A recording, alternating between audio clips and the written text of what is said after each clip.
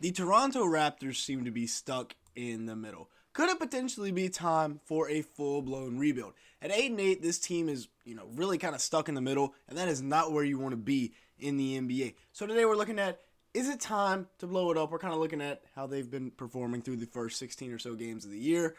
So far, guys like Gary Trent Jr. Have been very disappointing. OG regressing in points, but he is solid elsewhere. Jakob Poeltl's decent. Grady Dick has been very disappointing so far as a Toronto Raptor. We thought he was going to be able to come in and be an impact player from day one. Well, it turns out not in the first 16 or so games. Jalen McDaniels also has been a non-factor so far. Now, some guys that have been not bad at all include Pascal Siakam, the best player on the team. Scottie Barnes looks like he's finally taking a leap. And Dennis Scrotum, who has turned into a better point guard, honestly, than they had last year in Fred VanVleet. Siakam on the year is averaging 20.5 points per game, 7 rebounds, 5.1 assists. The dude has been playing really, really good basketball, and he has been for a while up in Toronto. 50% shooting from the field, only 24% from three. So once he gets the three-point percentage up, he'll be performing even better. Obviously, the points per game will go up. Scottie Barnes is looking like he's having a breakout year up in Toronto in, his third year in the league. Can pass it, can defend, can score, can do a little bit of everything. 20 points per game to go with 9 rebounds and about 6 assists. That's a really good year from Scottie Barnes if you think about it.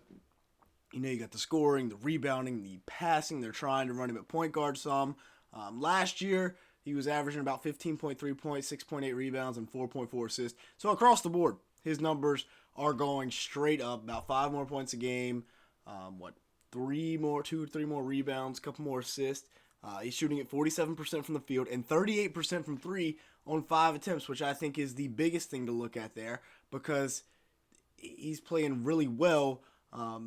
And he's knocking down the 3 ball. And then Dennis Scrotum, like we said, he was an elite ad coming over from the Los Angeles Lakers, and they've let him expand on his offensive game a little bit. Almost 17 points per game to go with 6.7 assists, as well as 3.1 rebounds a night. Really good numbers from Schroeder there. 2 years, $25 million is what they got him for from the Lakers, compared to Fred VanVleet's 3-year, $129 million deal that he got from the Houston Rockets. VanVleet on the year is averaging less points per game, a couple more assists a game while shooting it 38% from the field and 36% from 3. Schroeder, however, is shooting at 46% from the field, 39% from 3, and averaging 1 steal. So as you can see, the only thing he's really getting beat out on is assists, and that's only by 1 a game. Both are decent defenders, but Schroeder is better just given the fact that he is a bigger body guy. I think he's the better point guard so far this year. The Raptors definitely made the correct choice with their point guard situation. So make sure to hit the like button, leave me a comment down below, and hit that subscribe button if you are enjoying today's video at any point. As you can see here, a large majority of the people that watch these videos are not subscribed, so just hit that subscribe button. It'll really help us out in the YouTube algorithm. And with all that being said, let's go ahead and keep going here. Looking at the bad so far for the Toronto Raptors. Gary Trent Jr. has not been playing up to the best of his abilities here. 11 points per game, 2 rebounds, and 1.2 assists so far this year. And that is a far cry from what he was putting up last year, or the last 2 years, where he's putting up 17, 18 points a game on a good efficiency. Only shooting at 39% from the field. 39% from 3 is good, as he takes a majority of 3-point shots. 1 steal in 26 minutes, so a little bit less minutes per game, but still only 11 points and not really contributing anywhere else on the stat sheet. And then Grady Dick. I loved the Grady Dick pick. Oh, dang it, I said it again. 4 points per game, 1.5 rebounds, 1 assist. On the year, like I said, I loved the selection, but he's just not panned out so far. 27% from the field, 24% from 3, 15 minutes. And it's still early. You can't be making, he's a bust.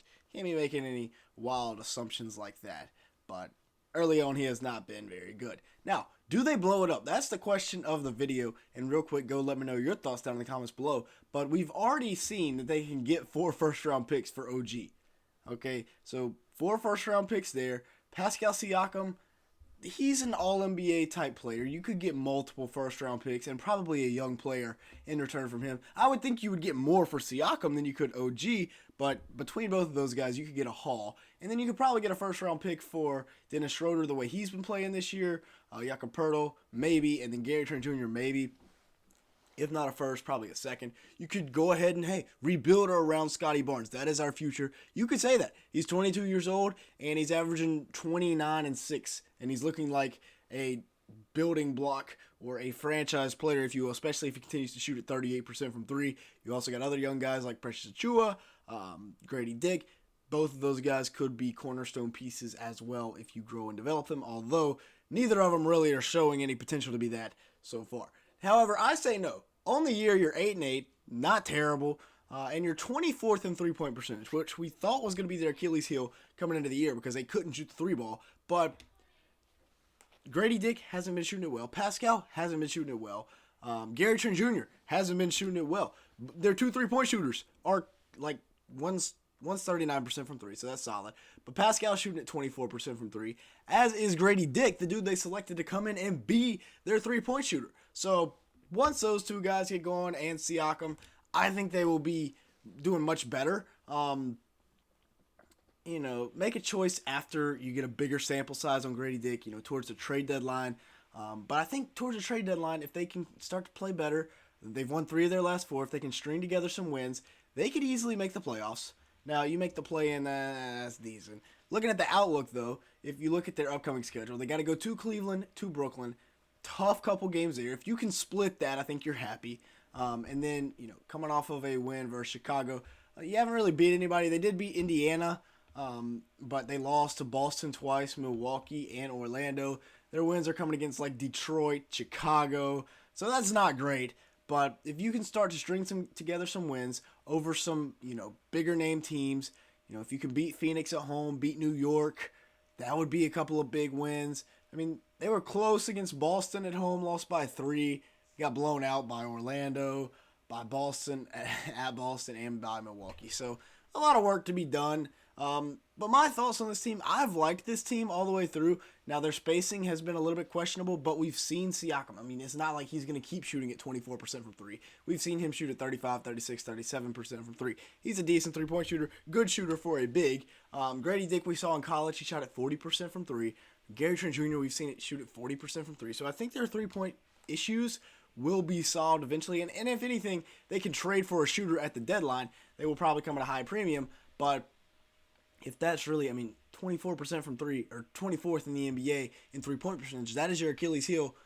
You'll probably have to fix that at some point. So, with that being said, that's going to be it for today's video. Thank you so much for watching. Make sure to hit the like button and hit the subscribe button if you did enjoy today's video at any point. And with all that being said, that's going to be it for today's video. Like I said, subscribe, leave me a comment down below. Thank you so much for watching.